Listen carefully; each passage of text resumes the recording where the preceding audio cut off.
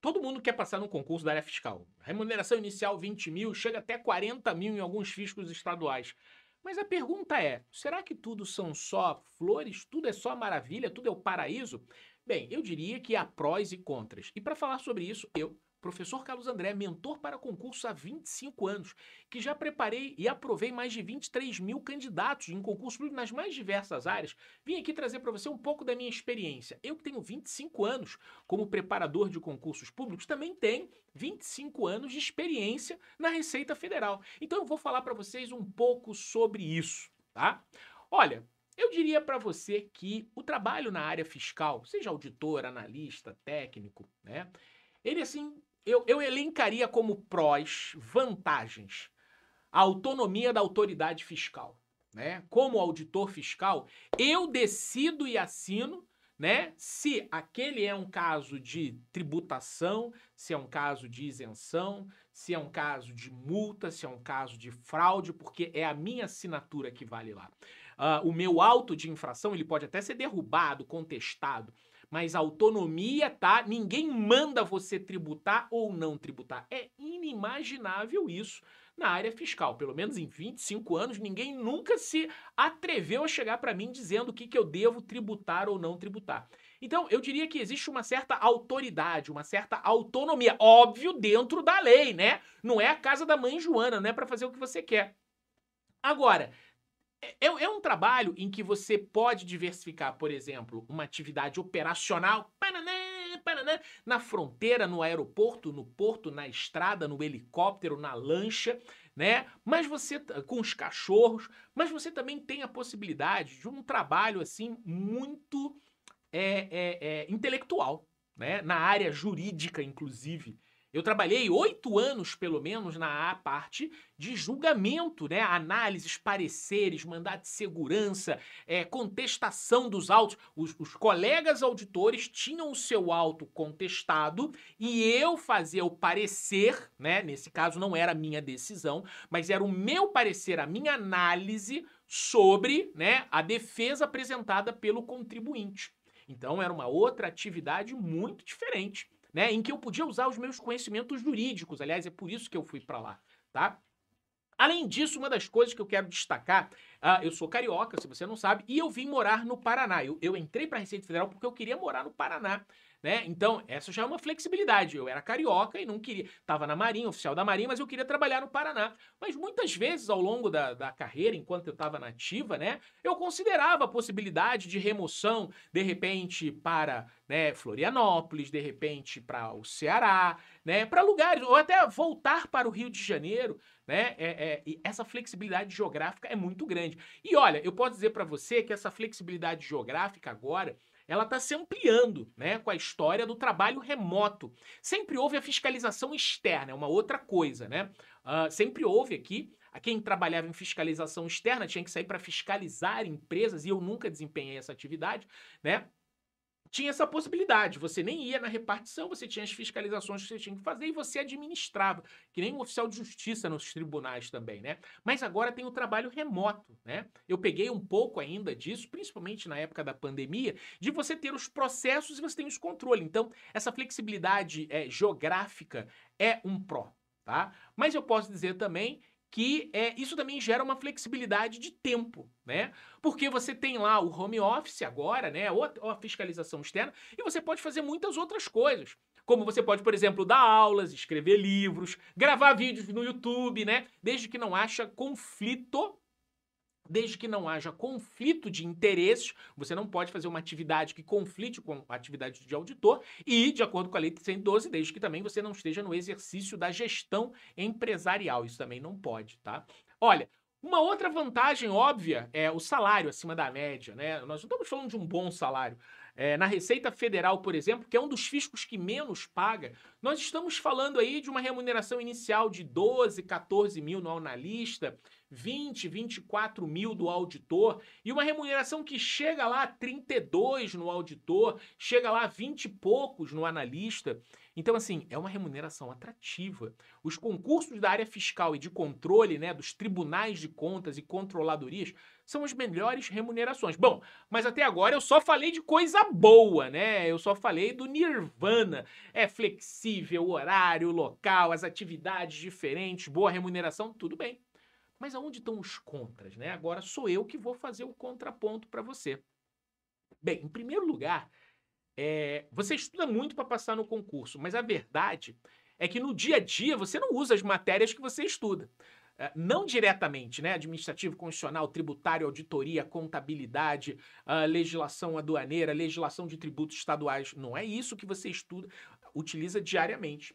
Você utiliza a legislação específica da atividade que você tiver. Então eu já te digo uma coisa, quando você chega para trabalhar, a primeira coisa que eles já te dão, ó, portarias, instruções normativas, que são normas infralegais, abaixo da lei, mas é que explicam o funcionamento operacional do dia a dia, né?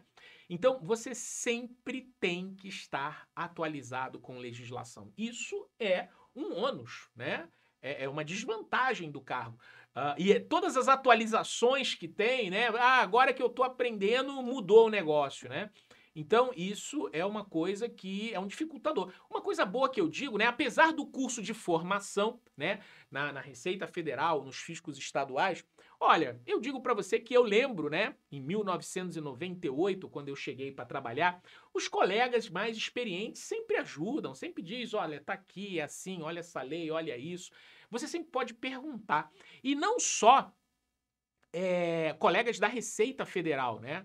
Eu sempre fui procurar, né? Tudo bem que eu servi sempre em Curitiba, então aqui sempre teve a Procuradoria da Fazenda Nacional, muito próximo, né? No prédio, a Advocacia Geral da União. Então eu ia lá para tirar dúvidas no caso sobre atuação, né? E as pessoas sempre muito solícitas dentro da possibilidade, óbvio, né? E isso foi uma coisa que me fazia crescer. É contra, mas também ajuda, tá? Mas ter que estar em cima disso daí, né? Eu diria que hoje eu não tenho condição de exercer a função, não estou acompanhando isso daí.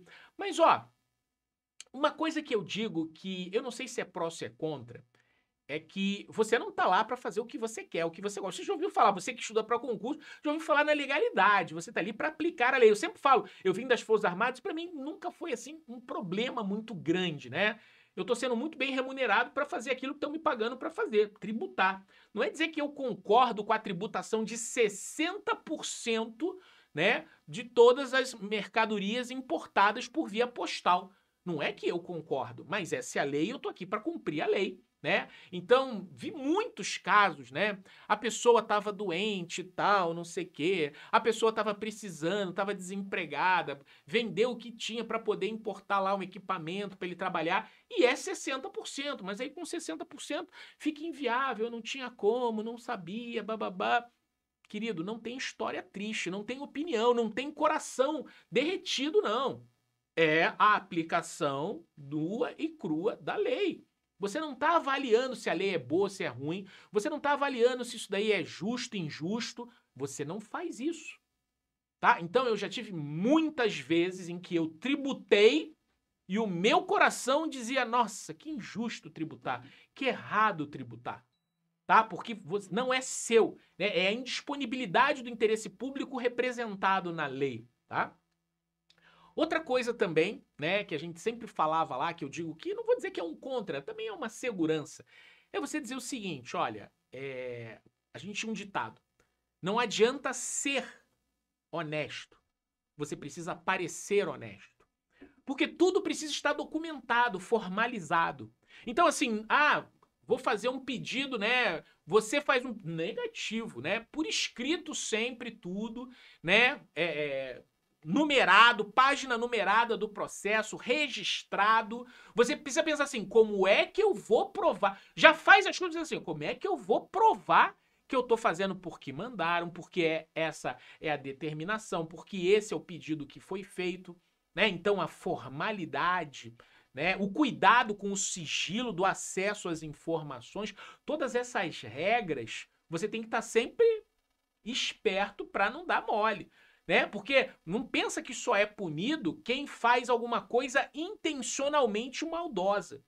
Você às vezes é enquadrado, né, por mongolice, idiotice, é o que a gente chama de culpa, negligência, imprudência, imperícia. E obviamente isso vai exigir de você o quê? Atenção, né, conhecimento e obviamente o traquejo, né? Bem, eu vim aqui compartilhar um pouco dessa experiência, desses 25 anos que eu tenho para poder falar para vocês. Carreira maravilhosa no fisco, carreira que sempre permite a você muito mais prós do que contras e por isso que vale muito a pena, além da remuneração. Não é só pagando bem que mal tem. Na verdade, tem realmente muitas vantagens no desempenho da função fiscal.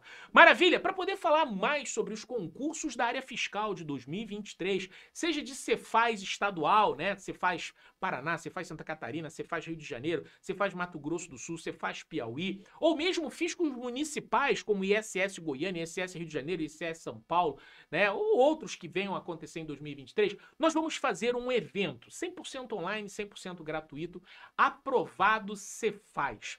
Nesse concurso Aprovado Cefaz, em 4 dias de imersão, eu vou ensinar a você sobre os concursos que vão acontecer, as oportunidades, mas vou falar também sobre os erros que você não pode cometer e que atrapalham a sua preparação. Vou falar também sobre o método MVT que permitiu que eu aprovasse mais de 23 mil alunos nos mais diversos concursos, não apenas na área fiscal, é óbvio, né? E eu vou passar para você toda essa experiência, esses 25 anos de experiência, para você aprender edital verticalizado, cronograma semanal cíclico, micrometa, caderno de questões, caderno de erros, revisão programada, tudo isso para você poder se destacar na sua preparação. Então, ó, se inscreve para esse evento gratuitamente aqui na descrição do vídeo. Se inscreve nesse evento agora. E se esse vídeo foi interessante para você, ó, dá a curtida no vídeo, deixa seu like, que é importante, eu tô te ajudando, você me ajuda. Se inscreve também aqui no canal Tudo para Fiscal e Controle. Você vai ser notificado sobre outros vídeos com conteúdos interessantes para isso aí, ok? Grande abraço para vocês aí, até a próxima.